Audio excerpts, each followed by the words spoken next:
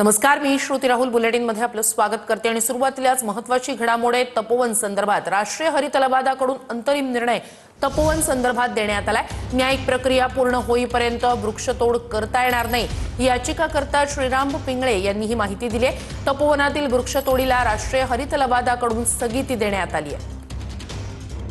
एक मोठी आणि महत्त्वाची घडामोड आहे. नाशिकमधल्या तपोवनमधील वृक्षतोडीला सर्वच स्तरातून विरोध होत होता. वेगवेगळ्या प्रकारे आंदोलनं त्या ठिकाणी करण्यात आलेली होती आणि आता राष्ट्रीय हरित लवादाकडून यावर स्थगिती देण्यात आलेली आहे. याचिकाकर्ता श्रीराम पिंगळे यांनी ही माहिती दिली आहे. तपोवनबाबत राष्ट्रीय हरित लवादाकडून हा अंतिम निर्णय जारी झालेला आहे. न्यायिक प्रक्रिया पूर्ण होईपर्यंत वृक्षतोड करता येणार नाही.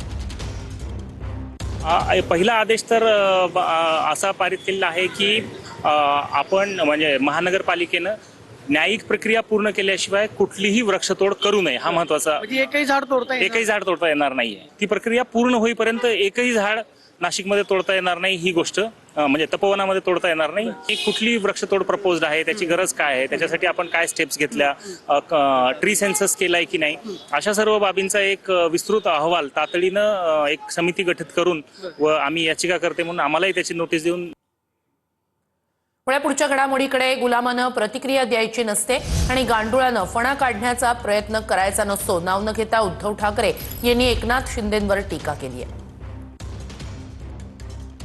गुलामानी प्रतिक्रिया द्यायची नसते हे त्याला सांगायला पाहिजे आणि गांडुळाने फणा काढण्याचा प्रयत्न करायचा नसतो त्याला कोणतरी सांगा. गुलामानी प्रतिक्रिया द्यायची नसते हे त्याला सांगायला पाहिजे आणि गांडुळाने फणा काढण्याचा प्रयत्न करायचा नसतो त्याला कोणतरी सांगा.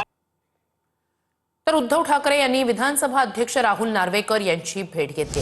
विरोधी पक्षनेतेपदाच्या निवडी संदर्भात ही भेट घेतली. उद्धव ठाकरे आणि नार्वेकर यांच्यात अर्धा तास चर्चा झाली. नार्वेकरांच्या भेटीनंतर उद्धव ठाकरे यांनी राम शिंदे यांचीही भेट घेतली. दोन्ही सभागृहांमध्ये विरोधी पक्षनेता देण्याची मागणी करण्यात आल्याचं उद्धव ठाकरे यांनी सांगितलंय.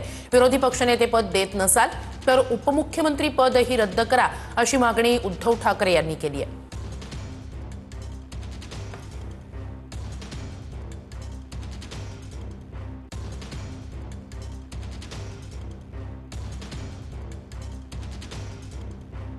कारण राजकारणाच्या ठिकाणी ठेवा, पण आपण सगळेजण आपण म्हणजे तुम्ही सुद्धा प्रेस एका अर्थाने आणि आम्ही लोकप्रतिनिधी हे जनतेचे सेवक आहोत.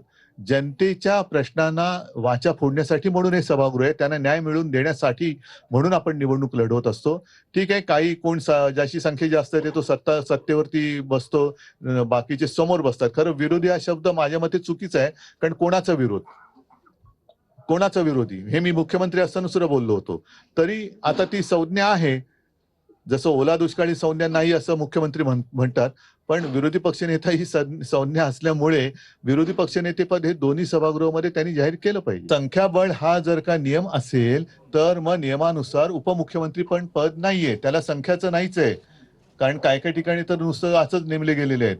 त्याच्यामुळे आणि एक नाही दोन उपमुख्यमंत्री अशी म्हणजे मग तुम्ही उद्या 40 उपमुख्यमंत्री कराल तर उपमुख्यमंत्री ही संज्ञाच चुकीची आहे, ती कायद्यातच बसत नाहीये. जर विरोधी पक्षनेते पदाला संख्याबळाचं जर काही आडकाठी असेल तर उपमुख्यमंत्री पदाला कशाचाच आधार नाहीये.